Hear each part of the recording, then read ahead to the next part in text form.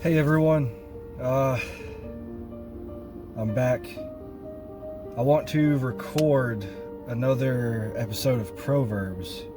I think it is chapter 6. I've already done this once, but it got messed up along with chapter 7, I think, so I'm gonna have to go back and re-record both of those. I kind of glanced at chapter 8 and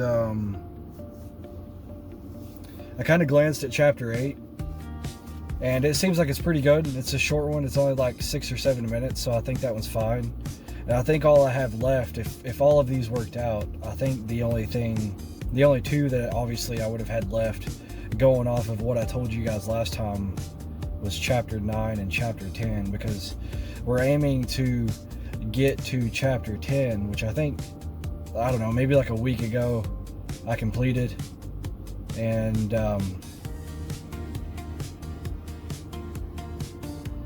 that's where I've left off, so that's where I want to stay with you guys, and then we can truly go through it together.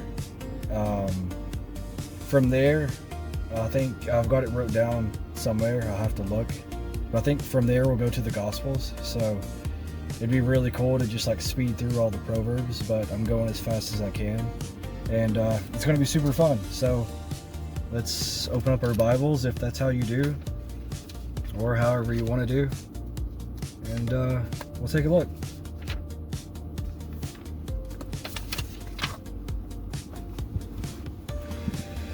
So like I said, this is the English Standard Version. This is chapter 6. It's called Practical Warnings, and a little farther down in this chapter there's another section. It's called Warnings Against Adultery, and so it's almost like there's 2 chapters in this one.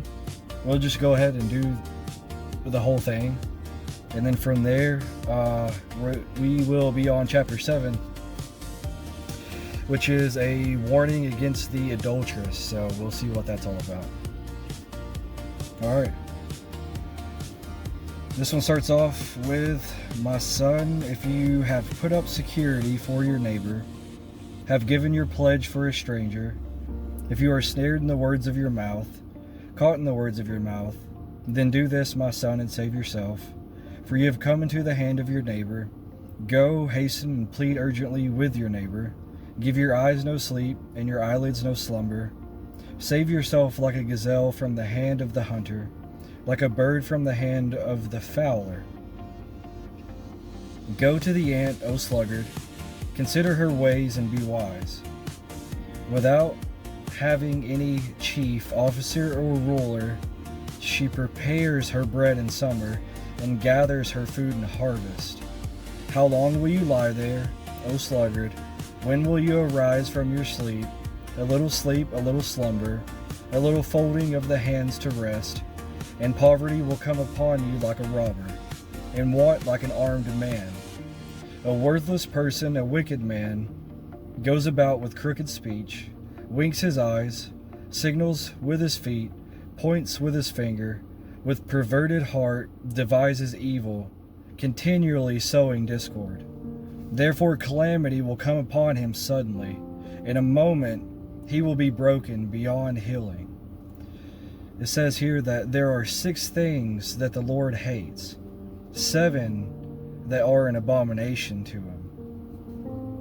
It's haughty eyes, a lying tongue, and hands that shed innocent blood, a heart that devises wicked plans, feet that make haste to run to evil, a false witness who breathes out lies, and one who sows discord among brothers. So that's quite a bit. What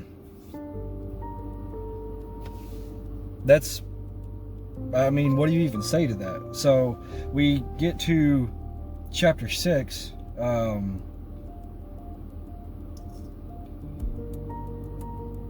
and then we begin to understand that there are things that God hates. There's 6 things. There's 7 that are an abomination to him. So I don't even know like what to make of that yet, other than I shouldn't be doing any of those. And with what we've learned up until this point, I'm thinking to myself, we shouldn't even be around people doing those things. I mean, granted, like, we have to go about our days and like live our lives and like take care of business and responsibilities and kids, and which I don't have kids, but you know, whether it's like maybe you're taking care of your parents or siblings or family, we've got things that we've got to do. And the point of it is that if I were you, what I'm trying to say is me personally, I would spend as little time as possible with somebody that negligently just does these things and lives their lives in these ways. I would begin to set boundaries. I would begin to look for these things. I would begin to make change within yourself. I would begin to analyze I would begin to analyze myself. And I would try and recognize, you know, to make sure there's nothing like hypocritical or any sort of hypocrisy, however you say that. There's a lot of this though, honestly, that I don't understand. Some of it's pretty straightforward. You know, like if you put up security for your neighbor, giving your pledge for a stranger, if you're snared, if you're caught in your words, save yourself. It says, for you have come into the hand of your neighbor. I mean, it seems pretty straightforward. The Bible also says to love your neighbor. So I feel like it's one of those things where, you know, there's certain things, there's certain, I want to say like modesties, but like considerations that you should have. I think the Bible's God's basically instructing us, like, it's saying save yourself, but I think he's really trying to convey something along the lines of don't even do it. Have consideration, have some foresight that, you know, if you do something in that way, obviously some sort of problem's going to arise. You're going to overstep some boundary. You're going to really just like pee in somebody's Cheerios, I would imagine. So granted, like, I think that's why the Bible is instructing the way that it is because on one hand you should love your neighbor, so your neighbor should also love you. But on the other hand, it's like, don't love them so much that, you know, you're gonna mow their lawn for them, and you're gonna like repaint their house for them, and you're gonna, you know, just change their tires on their car for them. I mean, it may be winter tire or summer tires in the winter or something. It may make somebody mad, so I would just be careful. But there's also some things in here, like the old sluggard part. I think that that's hinting at something to do with women that I don't truly and fully understand all the way. I think that I'm gonna have to spend some time on that. It says, it also goes on to say, a worthless person, a wicked man, goes about with crooked speech and winks his eyes and all those sorts of things. So I feel like that's for our subtle, sort of insidious, maybe like passive aggressive kind of people. So definitely be aware of that. But I think this is good stuff. Obviously I'm just one person studying just like you guys are, so I won't understand all of this as I just read it. This is probably like my third read through because I've had to record a couple times and I've read it once myself, so consider that. Okay, so the next part is warnings against adultery. It starts off again with, my son, keep your father's commandment and forsake not your mother's teaching. Bind them on your heart always, tie them around your neck. When you walk, they will lead you. When you lie down, they will watch over you. When you awake, they will talk with you. For the commandment is a lamp, and the teaching a light. And the reproofs of discipline are the way of life, to preserve you from the evil woman, from the smooth tongue of the adulteress. Do not desire her beauty in your heart, and do not let her capture you with her eyelashes. For the price of a prostitute is only a loaf of bread, but a married woman hunts down a precious life. It goes on to say, can a man carry fire next to his chest and his clothes not be burned? Or can one walk on hot coals and his feet not be scorched? So is he who goes in to his neighbor's wife. None who touches her will go unpunished. People do not despise a thief if he steals, to satisfy his appetite when he is hungry. But if he is caught, he will pay sevenfold. He will give all the goods of his house. He who commits adultery lacks sense. He who does it destroys himself. He will get wounds and dishonor, and his disgrace will not be wiped away. For jealousy makes a man furious, and he will not spare when he takes revenge. He will accept no compensation. He will refuse though you multiply gifts. Okay, so I can tell reading those verses 27 through, I don't know, like 34, that it's like my context is a little bit off, like my precept or something along those lines. I've got a mosquito flying around. I apologize. I kind of want to go over that slowly. There's other things that I want to go over, but this is one of them as well.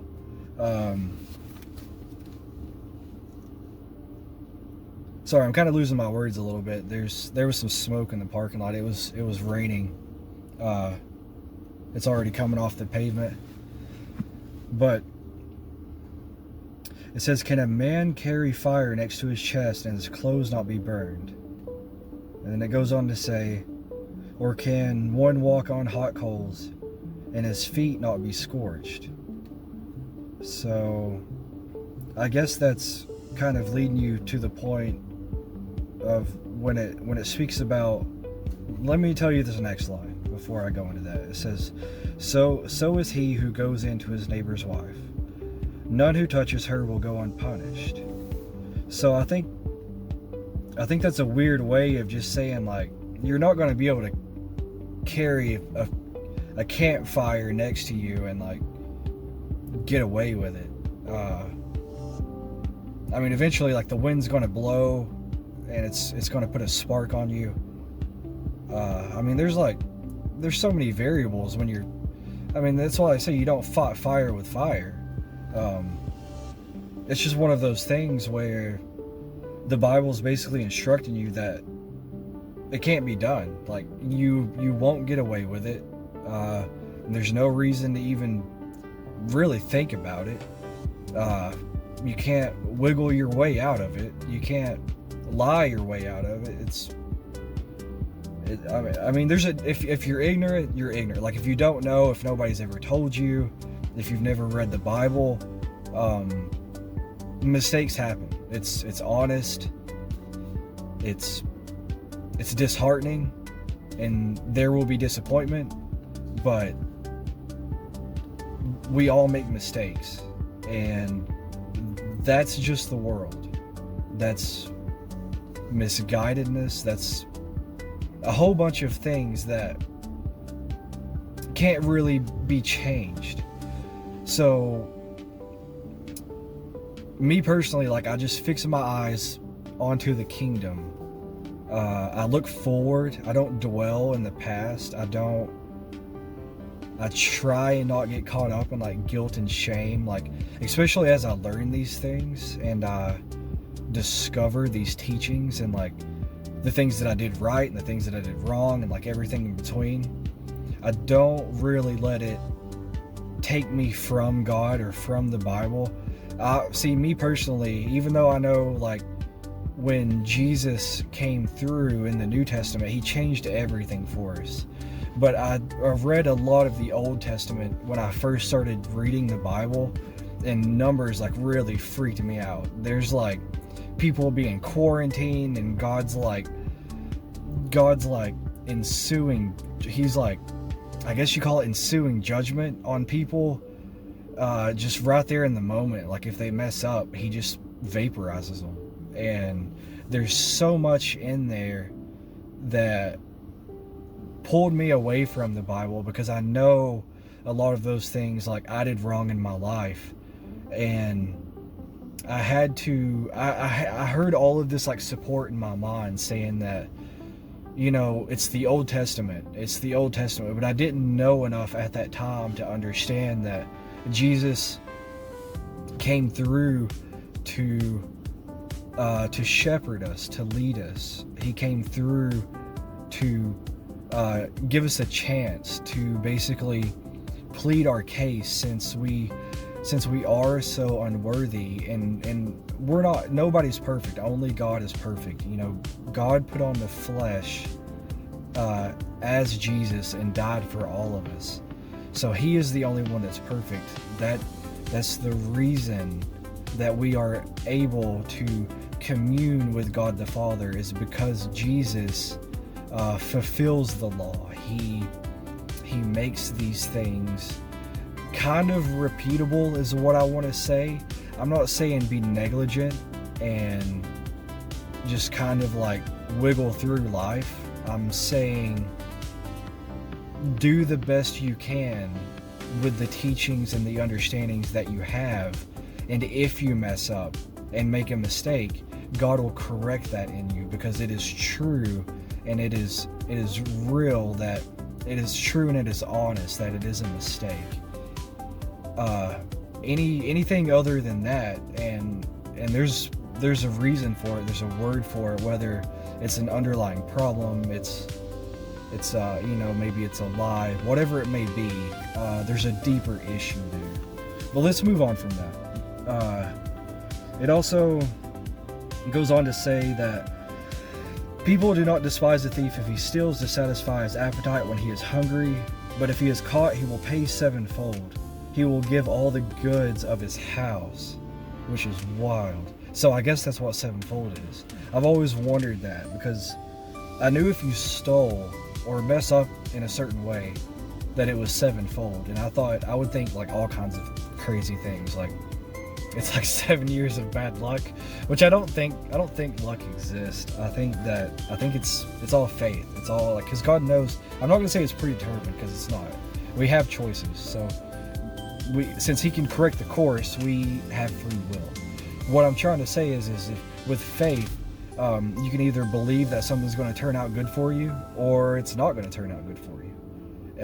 If you think that it's not going to turn out good for you, then you won't understand that you don't need it, you don't deserve it, you don't you're not going to learn anything from it, you're not going to understand any lesson that's given from not having something. Like, negative emotions are not like bad, like they tell you things if you kind of slow down and listen. Like if you walk into a restaurant and you feel like a pain in your heart or your chest, like you obviously know that something there is not good. Like whether it's like that, you know, I hate to say it, I'm not judging anybody, but like maybe there's like a weird guy at the end of the bar and he's just giving off these like weird vibes, and when you walk in the room, like you're the first one that he looks at, so you're thinking, you're probably like, for me, I'd be thinking to myself, like, I have a few options here. Like I can either sit somewhere maybe where he can't see me, kind of like out of sight, out of mind. I can introduce myself if it seems as if that's an available option, just kind of like reading the room. Or, I mean, you could obviously sit down and ignore it and deal with the pain the whole time, but who wants to do that because you're eating food? Or you could leave. You could just pick another place entirely. I feel like, and I struggle with that a lot. I feel like that's something that a lot of people probably struggle with, because pride comes into play a lot for me. And, you know, reading Proverbs, like if anything prideful comes through, you know what follows it? It's disgrace. So just do the best that you can with the options that are provided, and it'll work out, especially like praying to God. Like if you just stop and pray and then just like make a decision, it's going to go infinitely better than what would happen beforehand. So where I left off somewhere. So the guy in the bar,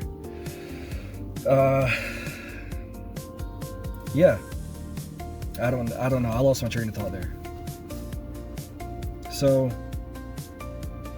if he's caught, he'll pay sevenfold. He'll give all the goods of his house.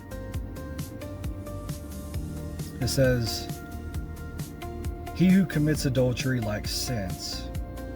He who does it destroys himself. So, I mean, that's pretty straightforward. If you do these things, then you're going to be destroyed. So that's how that goes. It says he'll get wounds and dishonor, and his disgrace will not be wiped away. It says, for jealousy makes a man furious, and he will not spare when he takes revenge. Okay, I want to stop right there. It says his disgrace will not be wiped away. And I don't know, like, I don't want to like try and go above God or be at the level, but I feel like there's something to be said there. And I think it's one of those things where, like, until you surrender like the reins of your life, or like whatever problem that you have, like until you turn that over to God and say, like, I can't figure it out, I can't understand it, I can't change it, I can't work through it, no matter what it is, until you turn it over to Him, I feel like that's what that means. Like, that disgrace will not be wiped away, because like I said earlier, you know, He can correct the course, He can fix the problem. With that being said, you know, that's me like trying not to go above the head of God. What I think it may mean is that, you know, kind of deep down, because you did what you did in a sense, and I've got my fair share, like the things that I've done, I think that there will always be like a little sting, like when you remember something, or when maybe like when you see something, and it'll just be like one of those things where you can just brush off. Like, you know, you see a movie or something that you don't like, and you're like, blah. You know, all my family liked that movie, and I never liked it. Like, it's kind of like that.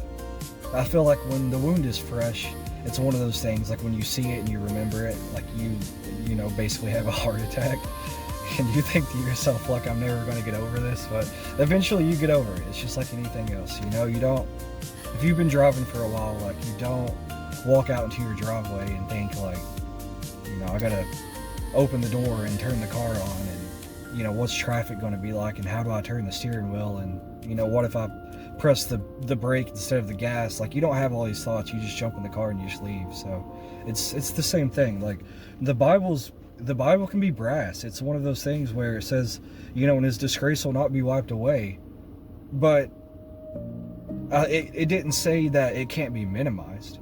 So, like, there's always hope, and we're all sinners, and we all make mistakes. So don't let it deter you. Like, don't let it bother you. It's not the end of the world. We all have these things. We will all do these things. We will always all do these things. So just turn to God. Just be patient, be understanding, be open, be mindful, be willing, like, be accepting, and be loving. Like, most importantly, like, lead with love. I've been wanting to say that. I've done a lot of reading here lately, especially doing these videos. I can tell that I'm getting, like, really practice. It's awesome, like, what God can do to us, and I hope that you guys are, like, seeing the same thing in yourselves, maybe even those around you. For those of you that, like, live with other people or have family or whatever it is, it's so beautiful. But what I wanted to say is that we should all really lead with love. Like, when we see a conflict, or like we have a moment of, like, you know, maybe somebody's irritated, like at the office or like at work, or like whatever you do, just step back and say, I should love. And, like, how can I do that? Should I like apologize, or should I? That's not a good excuse. You know, maybe like ask them how they're doing. I'm not hitting the mark on this. You know what I mean, though? Like, don't fly off the handle and give them a wink and be like, you know, I'll see you next week or something like that. You should probably be like, hey, today's been tough, and do something nice for yourself. Like, whatever it is, just make love out of it. It's crazy that I'm struggling to find something to say on that, but I'm sure with the situation, like, God will lead you through it. So just train yourself to fall back onto that, and you'll be fine. This is going to be a long video, I can already tell. We're at 16 minutes, but I'm feeling good, so we're going to keep going with a few more lines. It says, for jealousy makes a man furious, and he will not spare when he takes revenge. Going off of scripture that I've heard before, or like listened to, or whatever it is, I know it's the same thing, but I'm listening to these things in different formats and ways, so bear with me. All revenge is the Lord's revenge. So that jealousy thing is a very tricky game.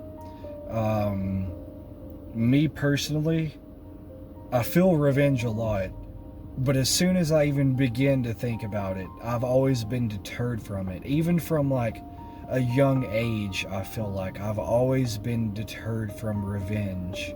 Like it's just a snake, like just right in front of me, and I'm thinking like, should I walk past it, or should I just like go the other way? And I can really only ever remember like revenging somebody one time, and it was something so stupid. That mosquito's still there. It was something so stupid. I'm a truck drive. I've done that for a little while, and I'd set this trailer down. Like, you got the legs that you can roll them up, like make them taller and shorter. Basically, you can set it too high, but you can always like lower it, and it's not so bad, especially if there's some weight to it. But if you set it down too low, then you got to really like put some muscle into it, you know, crank it back up there to get it to get it back up to where you need it. So that's about as hard as I want to revenge somebody, you know. I'll give them some exercise or something. But seriously, don't do that. All revenge is the Lord's. It'll never work out for you. It'll never feel good. It'll never be sweet. There's a reason they say it's best served cold. It's because it's a really bad move. A really bad move. So going from there, it's he will accept no compensation. He will refuse though you multiply gifts. I have no idea what that means.